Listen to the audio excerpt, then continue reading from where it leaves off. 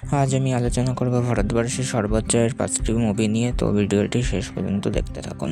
Number 5-এ রয়েছে KGF chapter 2। এই মুভিটি বিশ্বব্যাপী আয় করেছে 1200 থেকে 1250 কোটি টাকা। ভারতেই আয় হয়েছে 859 কোটি টাকা। এই মুভিটির বাজেট ছিল 100 কোটি টাকা। এই মুভিটি পরিচালনা করে প্রশান্ত নীল।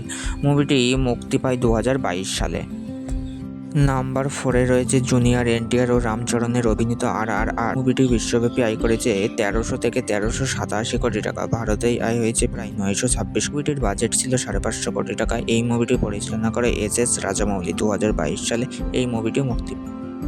নাম্বার 3-এ রয়েছে আল্লু অর্জুনের অভিনীত পুষ্পা 2 মুভি। পুষ্পা 2 মুভিটি বিশ্বব্যাপী আয় করেছে প্রায় 1742 কোটি টাকা, যেখানে ভারতেই আয় হয়েছে প্রায় 1471 কোটি টাকা। এই মুভিটির বাজেট ছিল 400 থেকে 500 কোটি টাকা।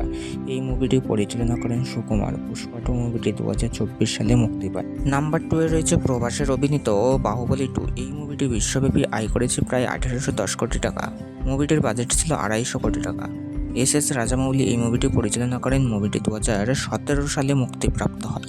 ভারতবর্ষের সর্বোচ্চ আয়কারী মুভির প্রথমে রয়েছে আমির খানের অভিনীত দাঙ্গাল মুভি। এই মুভিটি বিশ্বব্যাপী সংগ্রহ করেছে 2000 কোটি থেকে 2200 কোটি টাকা। এই মুভিটি পরিচালনা করেন নিতেশ তেওয়ারি। এই মুভিটির বাজেট ছিল মাত্র 70 কোটি টাকা। 2016 সালে মুক্তিপ্রাপ্ত এই মুভিটি 2025 সালে দাঁড়িয়ে আজও নাম্বার 1-এ রয়েছে।